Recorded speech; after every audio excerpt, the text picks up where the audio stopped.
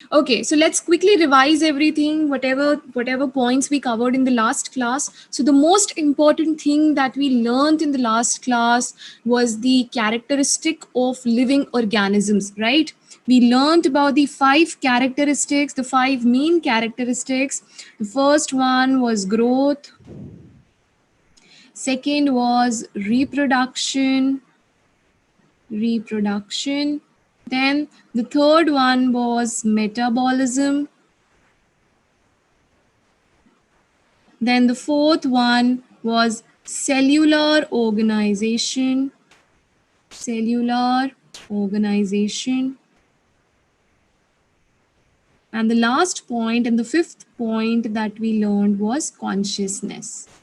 Right हमने ये 5 points जो हैं कल डिटेल में डिस्कस किए थे and out of these 5 points I told you that the first 2 points the growth and the reproduction they are not the defining features they are not the defining features because they are having some exceptions, right? We discussed all the exceptions also. However, metabolism, cellular organization and consciousness, these three, they are the defining features. They do not have any exceptions in them.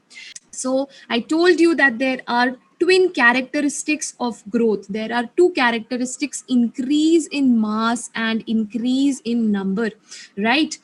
Okay, now we discussed that growth, it is not a defining feature. Why? Because there are, the non-living things like mountains, boulders and sand mounds which are growing because substances are getting deposited on their external surface, right? So there is increase in the body mass happening, but that does not mean that mountains and sand mounds and all they are living, right? They are still non living, फिर भी वो non living ही है.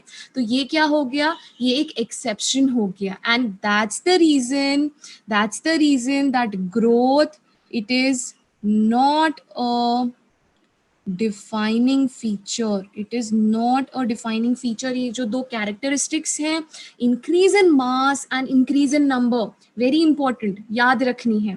ठीक है. Then I gave you 2 new terms yesterday in this. One was indeterminate growth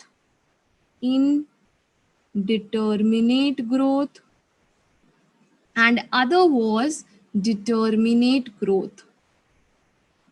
indeterminate growth का क्या मतलब है? प्लांट्स के अंदर जो ग्रोथ होता है that is occurring continuously throughout their life span. इसके लिए हम जो टर्म यूज करते हैं that is indeterminate growth. And in case of animals the growth is seen only up to a certain stage, so we call it as determinate growth. Then another very important point that we discussed was that in unicellular organisms,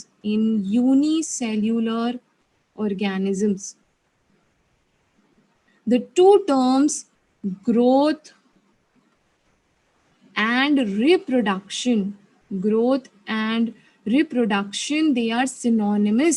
Obviously अगर मैं एक bacteria का एक culture media पे growth करवाऊंगी, उसका increase in number हो रहा है वहां पे, राइट? वो रिप्रोड्यूस करेगा तभी उसका इंक्रीज इन नंबर होगा. सो यूनिसेल्युलर ऑर्गेनिजम्स के अंदर growth and reproduction, they are synonymous. However, in case of higher plants, in case of multicellular organisms, the growth and reproduction, they are exclusive. Growth and reproduction, they are exclusive events. अलग अलग events होते हैं. The kind of the growth which is exhibited by the non-living objects is by accumulation of material on the surface, and in living organisms, for example humans, the growth is happening from the inside. Intrinsic growth, ये terms भी कल हमने discuss किए थे. Intrinsic growth. and non-living objects में कैसी growth हो रही है? Extrinsic growth, right? तो एक्सट्रिंसिक ग्रोथ हो रही है. सब्सटेंसेस जो हैं they are getting accumulated, materials are getting accumulated on the external surface. तो ये कैसा था? ये एक एक्सेप्शन था. इसी की वजह से growth can not be taken as a defining property of living organisms. Okay, The next important characteristic that we discussed was reproduction. Reproduction का मतलब जो है वो सबको पता होता है. Reproduction means production of progeny possessing features more or less similar to those of parents, right?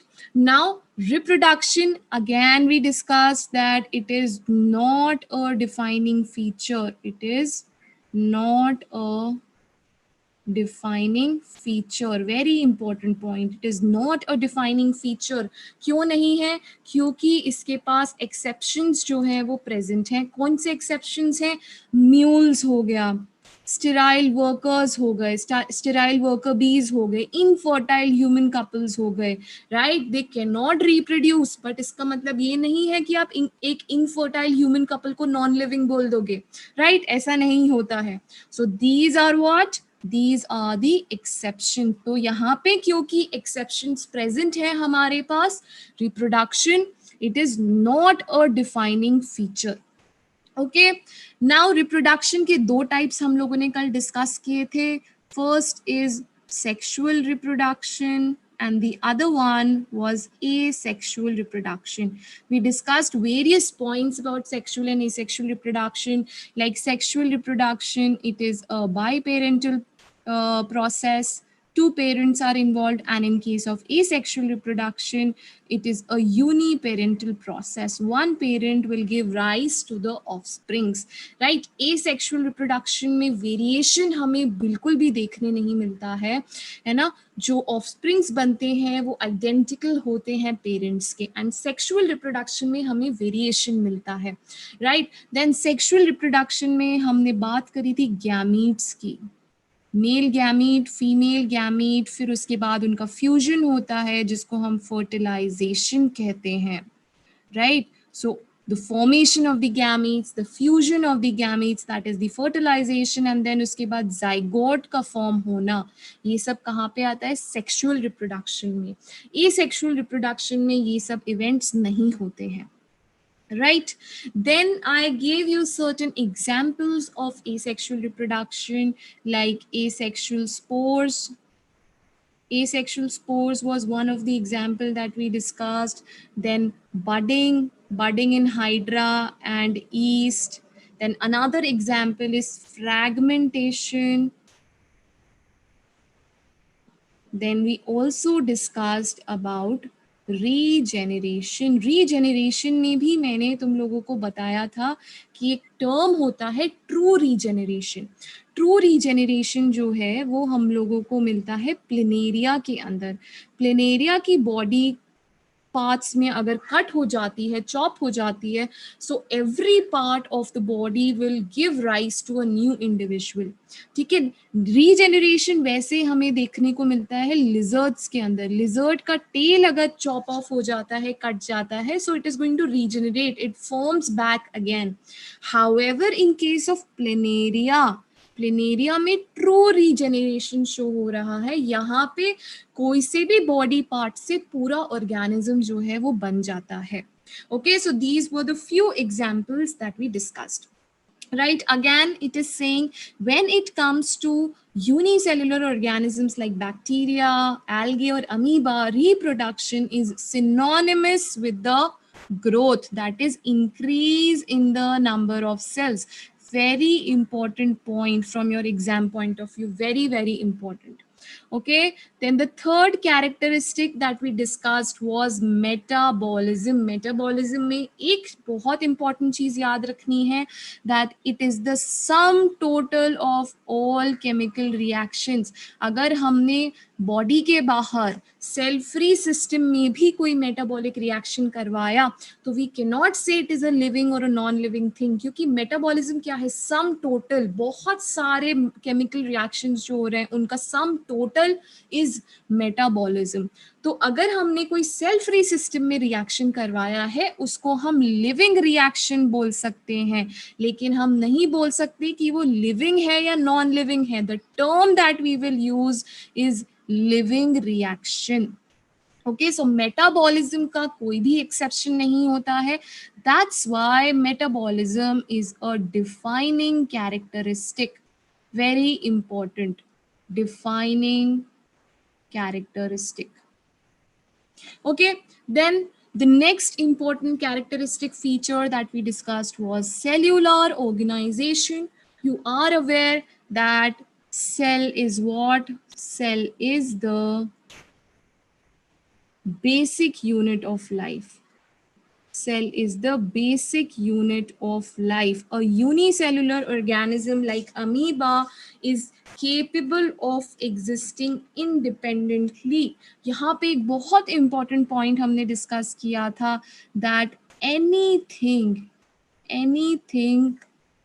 less than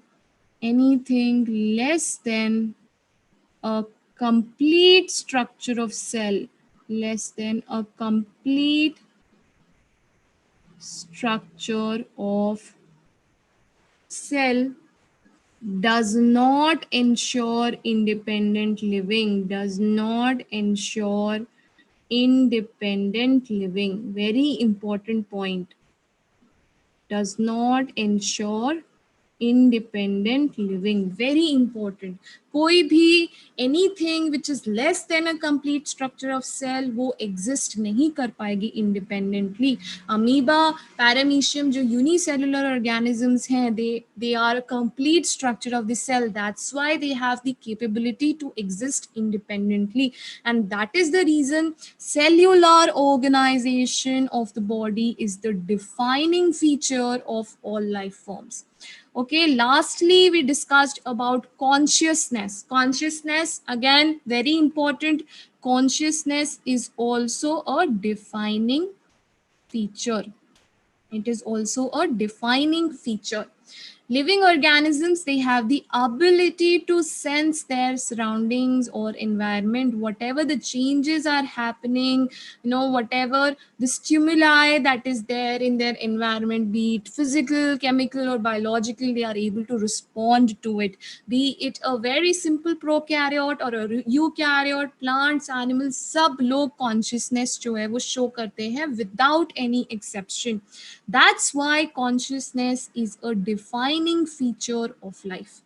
Okay, human beings के अंदर एक हायर लेवल ऑफ कॉन्शियसनेस होता है, ज्यादा अच्छे से जो है वो ह्यूमन बींग्स रिस्पॉन्ड करते हैं, उसको हम बोलते हैं self consciousness. So self consciousness is characteristic for human beings because we are very advanced, highly developed. So एक हायर लेवल ऑफ कॉन्शियसनेस जो है वो प्रेजेंट है, जिसको बोलते हैं self consciousness. Okay, so these are the 5 points, very very important part of your chapter. Okay, then we discussed that there is a huge biodiversity. There are billions and millions of plants and animals, and अगर हमें उनकी study करनी हो तो हम लोग वो study कैसे करेंगे? तो उस स्टडी के लिए हम लोग उनको क्लासिफाई करते हैं, right? So in that procedure comes taxonomy. What is taxonomy? It is the study of principles and procedures of classification. What all steps are to be followed for classification? What are the principles? ये सब कहाँ पे आता है? taxonomy के अंदर आता है. तो taxonomy में सबसे पहले आइडेंटिफिकेशन आता है. Organism is recognised from other already known organism. अगर हमने कोई नया ऑर्गेनिज्म जो है, हमें ऐसा लगता है हमने कोई नया ऑर्गेनिज्म डिस्कवर किया है, तो हम उसके जो कैरेक्टरिस्टिक्स हैं या उसकी जो फीचर्स हैं वो हम लोग दूसरे ऑर्गेनिज्म से थोड़े कंपेयर करेंगे एंड उसको एक पर्टिकुलर टैक्सोनॉमिक ग्रुप अभी हम आगे पढ़ेंगे आज के क्लास में. ओके, तो हम लोग उसको एक पर्टिकुलर टैक्सोनॉमिक ग्रुप जो है वो असाइन कर सकते हैं दूसरे कोई ऑलरेडी नोन ऑर्गेनिज्म से कंपेयर करके. ठीक है, अब हमने आइडेंटिफाई कर लिया है. ठीक है, then next step is nomenclature. Nomenclature is नामकरण. अब हमें उसको नेमिंग करना है, उसको हमें एक नेम देना है, राइट? तो नेम हम लोग कैसे देंगे? According to the rules. There are certain set of rules which again we will be discussing. तो नेमिंग उन रूल्स के अकॉर्डिंग होना चाहिए. And then once the naming is done, we will do the classification, grouping of the organisms on the basis of some observable characteristics, similarities and dissimilarities के basis पे हम लोग उनको डिफरेंट ग्रुप्स में जो है वो क्लासिफाई कर सकते हैं. ठीक है, and then last point is affinities. is study of interrelationship between the living organisms. ठीक है, टैक्सोनॉमी पढ़ा था, टैक्सोनॉमी के बाद एक हमने टर्म पढ़ा था सिस्टमैटिक्स, राइट? सिस्टमैटिक्स, टैक्सोनॉमी और सिस्टमैटिक्स में जो डिफरेंस था वो था एवोल्यूशन का। सिस्टमैटिक्स हमें एवोल्यूशनरी रिलेशनशिप भी देता है कि क्या ये ऑर्गेनिज्म यहाँ से इवॉल्व हुआ है, यहाँ से डेवलप हुआ है। तो सिस्टमैटिक्स में भी एक ओल्ड सिस्टमैटिक्स है, एक न्यू सिस्टमैटिक्स है या नियो सिस्टमैटिक्स है। ओल्ड सिस्टमैटिक्स में सिर्फ मॉर्फोलॉजिकल कैरेक्टर्स को जो है वो कंसिडर करा गया था। मॉर्फोलॉजिकल कैरेक्टर्स मतलब external appearance, very important point, it means external appearance, okay? and new systematics या नियो सिस्टमैटिक्स जब आया तो उसमें बोला गया कि आप एवोल्यूशनरी रिलेशनशिप स्टैब्लिश करो, लेकिन external features, internal features, structure of the cell, the developmental process include everything.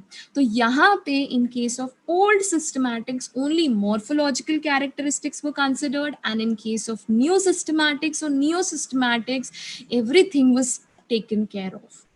ठीक है, नॉमेनक्लेचर वेरी इंपॉर्टेंट पार्ट। अब नॉमेनक्लेचर का मैंने सिग्निफिकेंस लास्ट कल जो है वो डिस्कस किया था कि नॉमेनक्लेचर देना क्यों ज़रूरी है, ताकि जो है वो कंफ्यूजन ना हो। अगर दो साइंटिस्ट स्टडी करना चाहें, बहुत दूर बैठे हैं एक दूसरे से, एंड उनके नेटिव लैंग्वेज में किसी भी पर्टिकुलर ऑर्गेनिज्म का नाम जो है वो अलग अलग है, फिर भी वो लोग आराम से जो है वो स्टडी कर सके, क्योंकि उनके पास एक कॉमन नेम होगा, एक साइंटिफिक नेम होगा, राइट? सो नॉमेनक्लेचर इसीलिए बहुत ज़्यादा ज़रूरी है, ठीक है? In order to facilitate the study, number of scientist have established procedures to assign a scientific name to each known organism. A scientific name has been assigned. तो plants के लिए now obviously scientific name देने के लिए there are certain sets of rules and regulations that were made. तो ये सब जो principles थे, rules and regulations थे, plants के लिए लिखे गए हैं International Code of Botanical Nomenclature में, और एनिमल्स के लिए लिखे गए हैं International Code of Zoological Nomenclature. Okay, animals के लिए लिखे गए हैं International Code of Zoological Nomenclature में। सो एनिमल्स की नेमिंग के लिए, एनिमल्स के नॉमेनक्लेचर के लिए जो रूल्स थे, they were written in international code of zoological nomenclature. Okay, now the scientific names ensure that each organism has only one name. Yes, obviously her organism का जो है वो एक ही नाम होना चाहिए. Description of any organism should enable the people to arrive at the same name. Scientific name का यही इंपॉर्टेंस है, right? Then they also ensure that such a name has not been used for any other organism. Obviously different organisms के लिए different scientific names देंगे ताकि कोई confusion ना हो, right? Now I told you that there are certain sets of rules, okay? And we also discussed about binomial nomenclature, right? We discussed about binomial nomenclature. By here, the term by here means two, right? The term by here means to.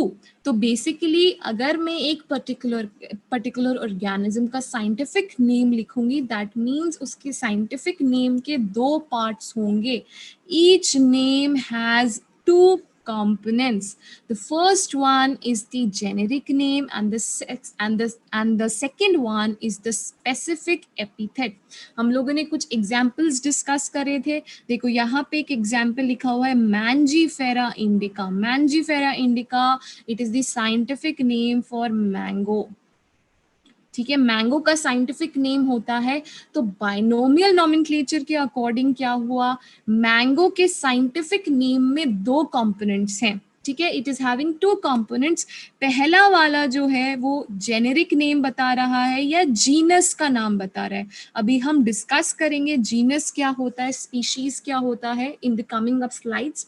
Okay, तो scientific name यहाँ पे क्या बता रहा है, Mangifera, जो first part है, first part of the scientific name, it is telling us that this is the genus. And second part, that is indica, वो हमें क्या बता रहा है, species बता रहा है. Okay, species बता रहा है, या specific epithet भी बोल सकते हैं, specific epithet. ओके, सो याद रखना है, बाइनोमियल नॉमेनक्लेचर मतलब साइंटिफिक नेम के जो है वो दो पार्ट्स होंगे. पहला पार्ट जीनस नेम है एंड सेकंड पार्ट जो है वो स्पीशीज का नाम है. Now as we discuss, there are certain rules and regulations, there are certain rules and regulations which are to be followed while a particular organism. जब भी हम कोई पर्टिकुलर ऑर्गेनिज्म को नाम दे रहे हैं तो कुछ रूल्स हैं जो फॉलो करने हैं. देखो, first point is clear, name of any species consists of two components or words. First is generic name, name of the genus, and second is specific name, name of species.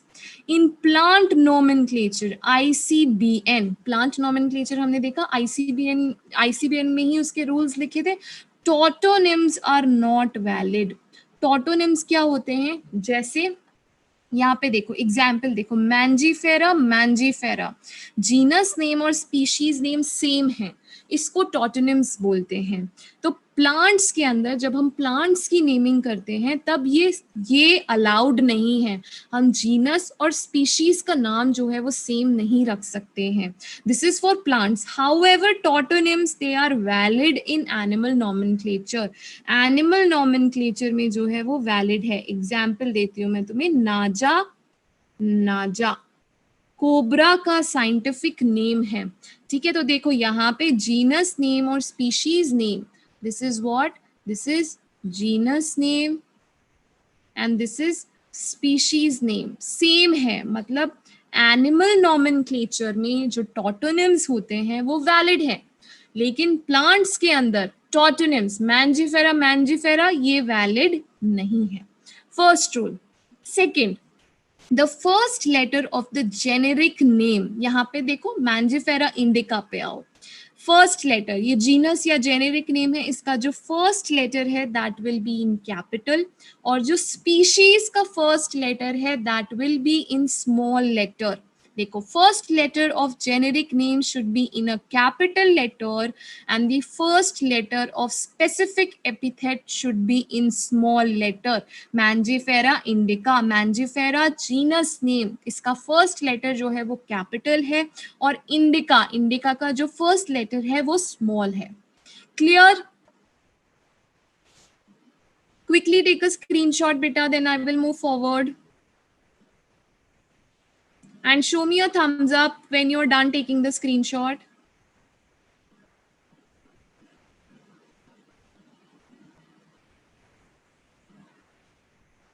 Yes, Kritika has taken. Ayushi, have you taken? Yes, ma'am. Okay, now I'm moving forward. More rules of the naming.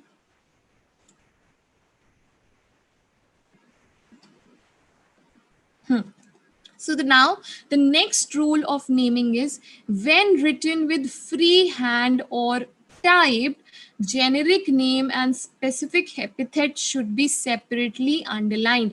अगर मैं free hand से लिख रही हूँ, जैसे मैंने लिखा Mangifera indica, तो मुझे इन दोनों वर्ड्स को सेपरेटली अंडरलाइन करना पड़ेगा. Okay, this is also one of the rule.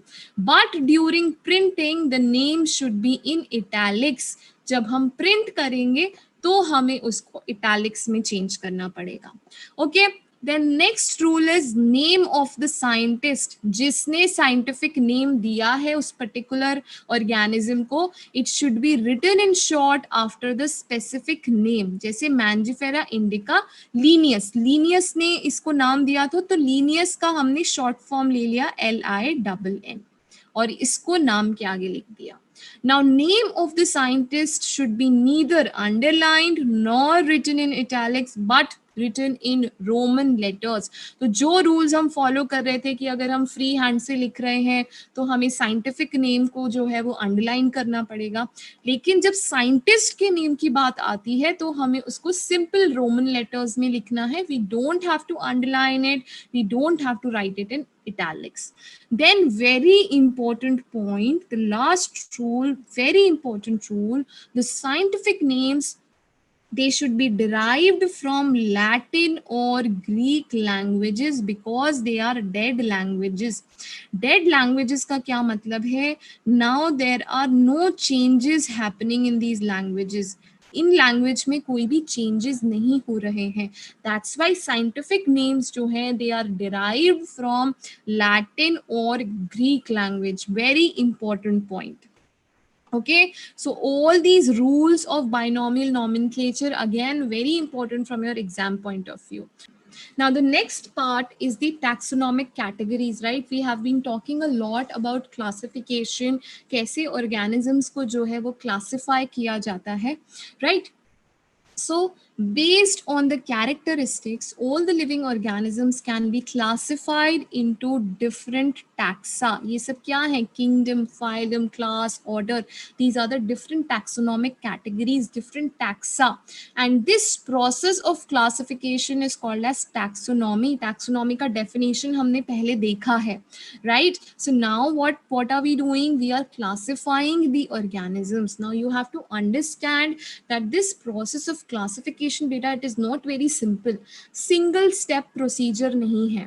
Okay, बहुत सारे steps हैं. एक hierarchy है जो हमें पता होनी चाहिए, जिसके बारे में हमें knowledge होना चाहिए. Okay, so classification, it is not a single step procedure. एक particular hierarchy जो है वो involved है. यहाँ पे देखो species, species से genus, genus से family, family से order. तो एक hierarchy बन रही है, right? And each step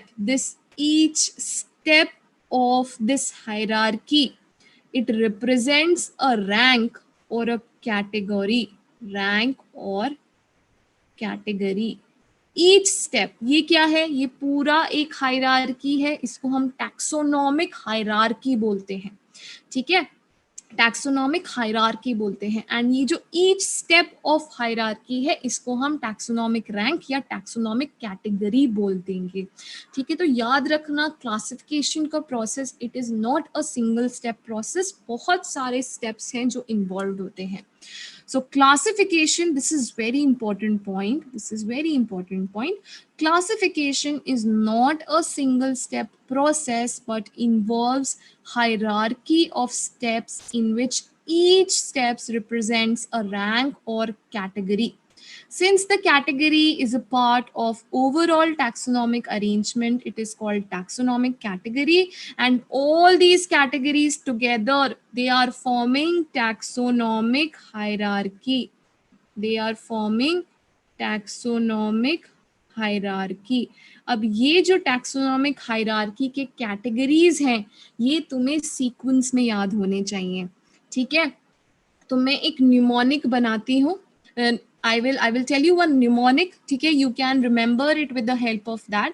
देखो, mnemonic है, mnemonic मतलब I hope everybody understand, right? हम लोग कुछ short tricks जो है use करते हैं to memorize such things. तो देखो, एक mnemonic है King Peter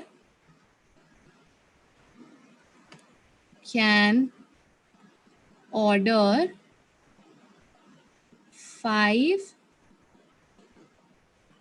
good soups. ठीक है, अगर ये स्टेटमेंट याद रहेगा तो तुम्हें जो भी टैक्सोनॉमिक कैटेगरीज हैं ये सब सीक्वेंस में याद रहने वाली है. देखो, किंग का क्या मतलब है? किंग का हमने के लिया. के क्या बताता है हमें? किंगडम. ओके, पीटर का हमने पी उठाया. पी हमें क्या बताता है? फाइलम. ठीक है, और फाइलम के लिए ही हम एक दूसरा टर्म यूज करते हैं, डिवीजन, जो हम प्लांट क्लासिफिकेशन में यूज करते हैं. इसको हम प्लांट्स में यूज करेंगे. ठीक है, देन किंग पीटर हो गया. कैन से कैन का सी उठाया तो हमें क्या मिलेगा, क्लास। ऑर्डर का ओ उठाया तो ऑर्डर ही है, right, easy to learn, order. Then 5 का एफ उठाया तो हमें मिलेगा फैमिली। गुड का जी उठाया तो हमें मिला genus.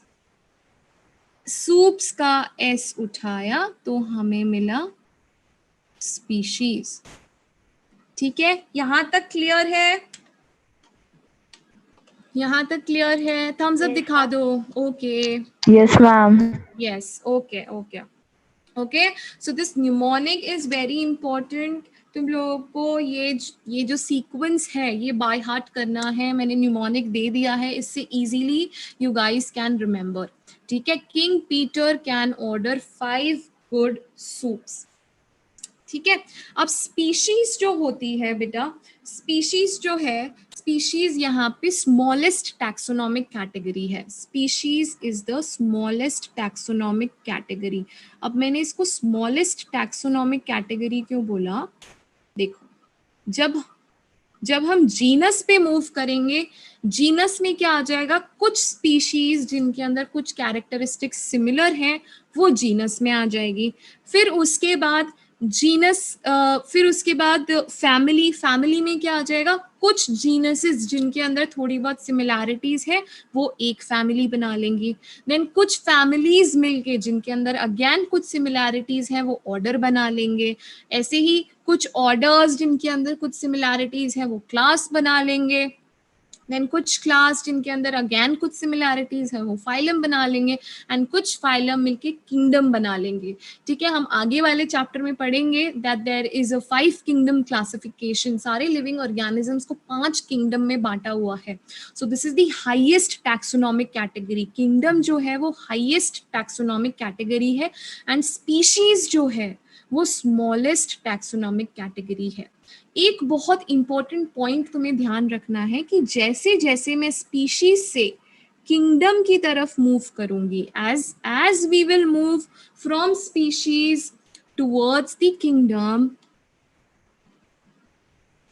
as we will move from the species towards the kingdom, the similarity the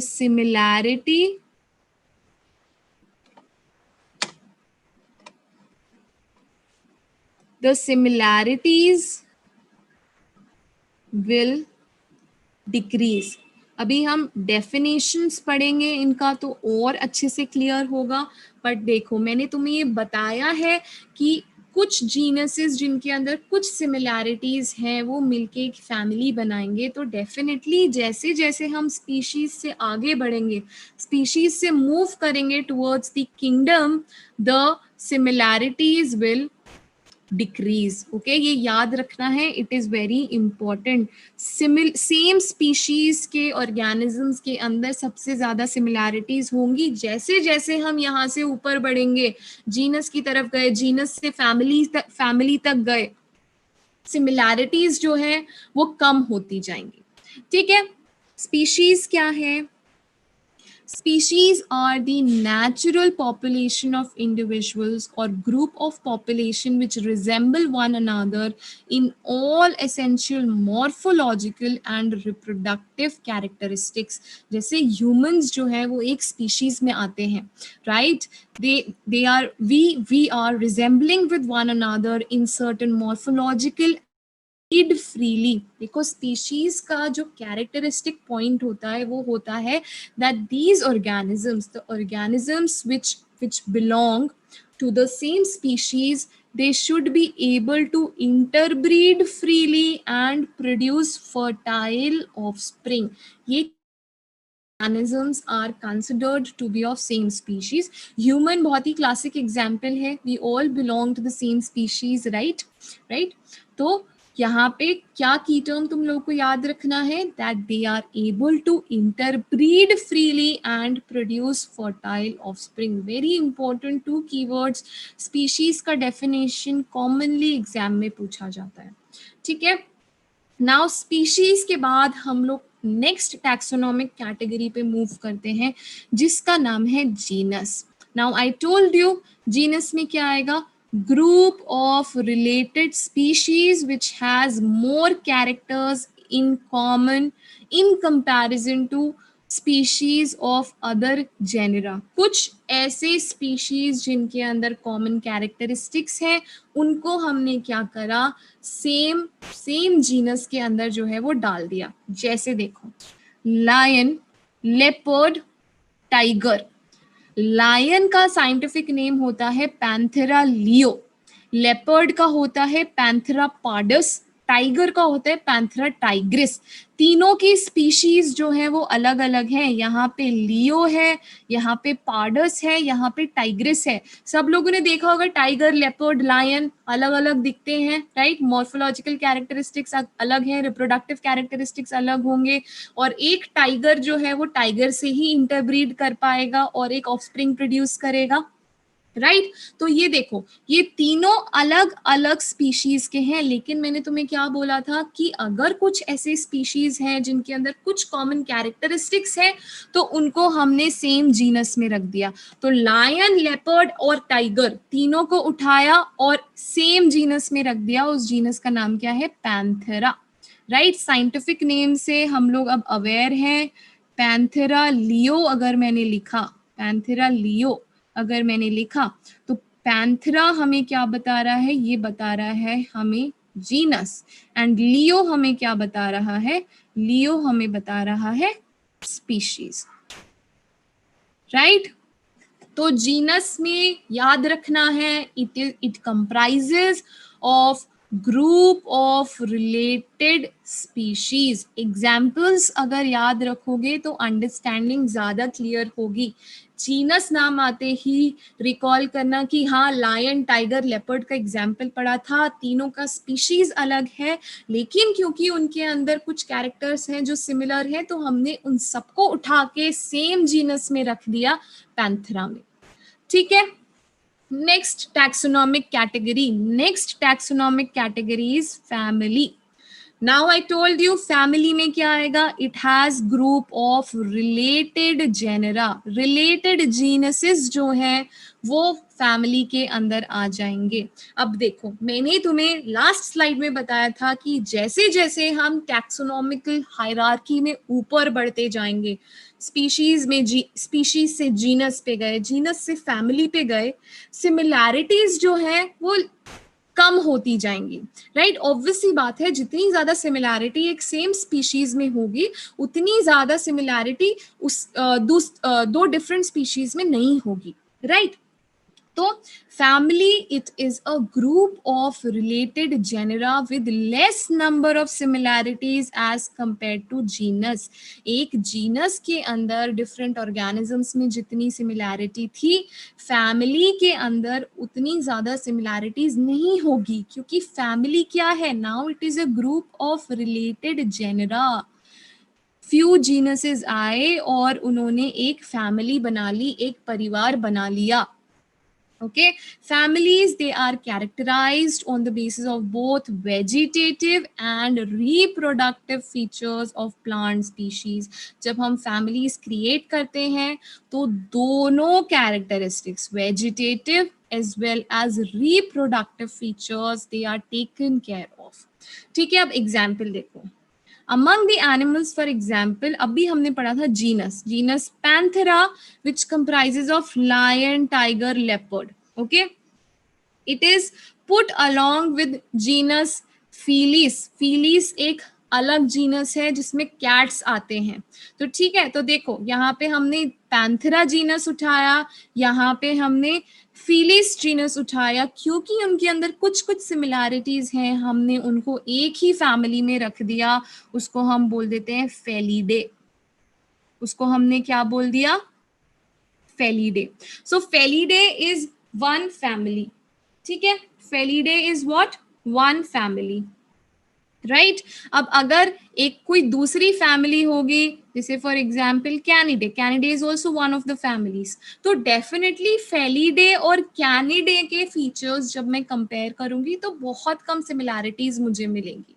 now the next taxonomic category is order. Now order Again, being a higher category, it is the assemblage of families which exhibit a few similar characteristics. अब कुछ families हमने उठा ली जिनके अंदर still कुछ characteristics हैं जो similar हैं, उनको हम एक same order में जो है वो रख देंगे. देखो, the similar characteristics are less in number as compared to different genera which are included in a family. देखो, similarities जो हैं वो कम होती जा रही हैं as we are moving, as we are climbing up the taxonomical hierarchy. तो अब देखो, plants में families होती है, Convallaceae, Solanaceae, they are included in order Polymonials.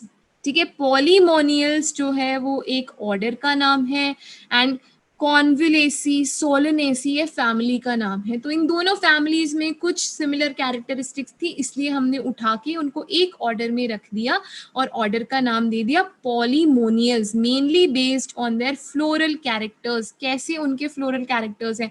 अब फ्लोरल कैरेक्टर्स देखो कितना छोटा सा फीचर है, लेकिन क्योंकि उनके अंदर कुछ सिमिलैरिटी है यहाँ पे, इसलिए हमने उन दोनों को उठा के एक ऑर्डर में रख दिया.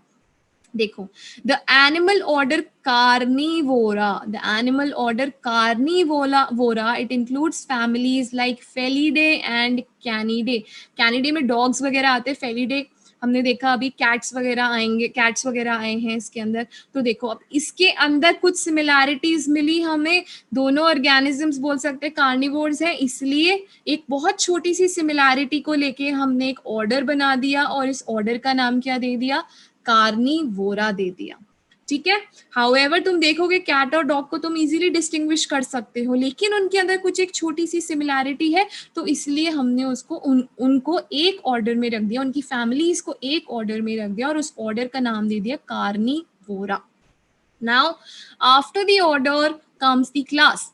Class it includes related orders, right? जो भी कुछ ऑर्डर्स इनके अंदर थोड़ी बहुत सिमिलैरिटीज होंगी, हम उनको सेम क्लास में रख देंगे. For example, order Primata. अच्छा, all these names that I am taking, Felidae, Primata, Mammalia, हम लोग जब एनिमल क्लासिफिकेशन पढ़ेंगे, प्लांट क्लासिफिकेशन पढ़ेंगे, तब ये सब नेम्स जो है हम वापस डिस्कस करेंगे. ठीक है, we will be reading in detail about the different phylums and different divisions in the plant kingdom and animal kingdom. Okay, so now here, for example, order Primata comprising monkey, gorilla, gibbon is placed in class Mammalia along with Carnivora that includes animals like tiger, cat, dog, right? अभी हमने यहाँ पे देखा था एक order है Carnivora जिसके अंदर कैट, डॉग, मैंने बोला ये फैमिलीज आ रही है यहाँ पे, Felidae, Canidae, cats, dogs, tigers सब इसके अंदर आ रहे हैं, राइट? तो कार्निवोरा ऑर्डर उठाया और एक ऑर्डर उठाया प्राइमेटा. प्राइमेटा के अंदर क्या है? मंकी, गोरिल्ला, गिबन, और इन दोनों को उठा के हमने क्लास में रख दिया और उस क्लास को बोल दिया मेमेलिया. क्लास मेमेलिया का कैरेक्टरिस्टिक फीचर होता है presence of memory glands. Okay, presence of memory glands. तो हमने कुछ सिमिलर कैरेक्टर देखा, उसके बेसिस पे दोनों ऑर्डर्स को उठाया, ऑर्डर प्राइमेटा को उठाया, ऑर्डर कार्निवोरा को उठाया और एक कॉमन क्लास में पटक दिया. इस क्लास का नाम हमने क्या बोल दिया? This class is Mammalia. Okay, then after the class the next taxonomic category is the phylum. The classes comprising animals like fishes, amphibians, reptiles, birds, along with mammals constitute the next higher category called phylum. So basically ये सब क्या है? ये सब different classes हैं बेटा. ठीक है, हम लोग पढ़ेंगे डिफरेंट क्लासेस ऑफ वर्टिब्रेट्स. तो ये सब जो क्लासेस हैं ये सब मिलके कहाँ आ गई? एक फाइलम के अंदर आ गई, right? In case of plants, classes with few similar characteristics, they are assigned to a higher category called division. Plants के अंदर हम लोग फाइलम वर्ड ना यूज करके हम लोग डिविजन वर्ड यूज कर देते हैं. ठीक है, प्लांट किंगडम के अंदर भी हम क्लासिफिकेशन पढ़ेंगे, फर्दर क्लासिफिकेशन पढ़ेंगे, थैलोफाइटा, ब्रायोफाइटा, टेरिडोफाइटा, तो वो सब क्या है, प्लांट किंगडम के अंदर फर्दर डिविजन्स हैं या फर्दर फाइलम्स हैं. अगर फाइलम टर्म हम लोग नहीं यूज करेंगे प्लांट्स के लिए, हम लोग डिविजन्स यूज करेंगे, तो they are the further divisions which are present in the plant kingdom. Thallophyta, Bryophyta, Pteridophyta, gymnosperms, angiosperms, हम लोग सब पढ़ने वाले हैं बाद में. ठीक है. एंड सिमिलरली ऐसे ही हमने क्या करा, जो एनिमल्स में है, एनिमल्स में डिफरेंट क्लासेस हैं, fishes, amphibians, reptiles, birds, mammals, उन सबको उठा के हमने एक फाइलम के अंदर ग्रुप कर दिया. Now the last taxonomic category or the highest taxonomic category is kingdom. All animals belonging to different phyla, they are assigned to the highest category called kingdom Animalia in the classification of animals, and the kingdom Plantae on the other hand is distinct and comprises of all the plants from various division. देखो हम लोग 5 kingdom classification पढ़ने वाले हैं कि कैसे सारे organisms को 5 किंगडम में जो है वो डिवाइड कर दिया है. उसी में हम लोग किंगडम प्लांटे भी पढ़ेंगे, kingdom Plantae and kingdom animalia. ठीक है. और भी पढ़ेंगे मोनेरा, प्रोटिस्टा, फंगाई, ये सारे किंगडम्स भी पढ़ेंगे, और किंगडम प्लांटे भी पढ़ेंगे, किंगडम एनिमेलिया भी पढ़ेंगे. फिर हम इनके अंदर जो है वो फर्दर किंगडम्स के अंदर क्या आता है, किंगडम्स के अंदर डिविजन आएगा. तो प्लांट्स के अंदर अभी जैसे मैंने नाम लिया, थैलोफाइटा पढ़ेंगे, ब्रायोफाइटा पढ़ेंगे, ये सब आ जाएगा. ठीक है. और एनिमल्स के अंदर हम लोग डिफरेंट फाइलम्स पढ़ेंगे, phylum Porifera, phylum Coelenterata, phylum Ctenophora, Platyhelminthes, Aschelminthes, ऐसे बहुत सारे फाइलम्स जो हैं वो हम लोग डिस्कस करने वाले हैं. ठीक है. सो बेसिकली किंगडम क्या है, kingdom is the highest category. Kingdom Plantae हो गया, किंगडम एनिमेलिया. अब बाकी सारी स्टोरीज जो है, बाकी सारी चीजें जो है वो इनके अंदर जो है वो चलेंगी. हमने टैक्सोनॉमिक हायरार्की में भी देखा था किंगडम को सबसे ऊपर रखा था. ठीक है. अब देखो किंगडम कितना ज्यादा ब्रॉड टर्म हो गया, सो डेफिनेटली यहाँ पे जो सिमिलैरिटीज है वो कम हो जाएगी. इसीलिए मैंने जब ये टॉपिक स्टार्ट किया था टैक्सोनॉमिक कैटेगरी, तो उसमें मैंने हायरार्की में तुम्हें बता दिया था कि जैसे जैसे हम स्पीशीज से ऊपर जा रहे हैं टुवर्ड्स द किंगडम, सिमिलैरिटीज जो है वो डिक्रीज हो रही हैं. राइट. नाउ देखो देयर आर फ्यू एग्जांपल्स. जैसे मैन का बायोलॉजिकल नेम क्या है, Homo sapiens. Homo is the genus, family Hominidae, order Primata, class Mammalia, phylum और डिवीजन कॉर्डेटा. सब हम लोग डिटेल में पढ़ेंगे. हाउस फ्लाई का biological name Musca domestica, genus Musca, family Muscidae, Diptera is the order, Insecta class है, phylum क्या है, आर्थ्रोपोडा. फाइलम के ऊपर भी किंगडम में जाओगे तो ये क्या है, किंगडम एनिमेलिया. ये दोनों किंगडम एनिमेलिया में आ रहे हैं. Mango Mangifera indica, wheat Triticum aestivum. Right. तो ऐसे यहाँ पे दिया हुआ है किसका इसका जीनस मैंजीफेरा है. Anacardiaceae is the family, order is Sapindales, class is Dicotyledonae, and phylum और डिवीजन इज एंजियोस्पर्मे. किंगडम पे तुम चले जाओगे तो यहाँ पे जो किंगडम है वो क्या आ गया, किंगडम प्लांटे. सिमिलरली वीट भी कौन से किंगडम में आएगा, किंगडम प्लांटे. तो देखो क्लासिफिकेशन जो है वो सिंगल स्टेप प्रोसीजर नहीं है, हमने एक प्रॉपर हायरार्की फॉलो करी है.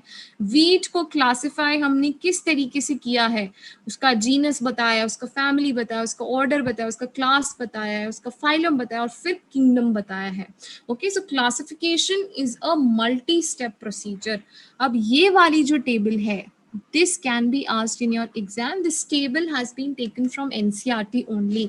ठीक है. एक भी एग्जाम्पल आउट ऑफ NCERT नहीं है. तो एग्जाम्स में ये वाले जो एग्जाम्पल्स हैं, 4 एग्जाम्पल्स, ये तुम लोगों को बाय हार्ट करने हैं. You need to remember the biological names, their genus, family, order, सब कुछ लर्न करना है. यहाँ से क्वेश्चन इजीली बन के आ सकता है.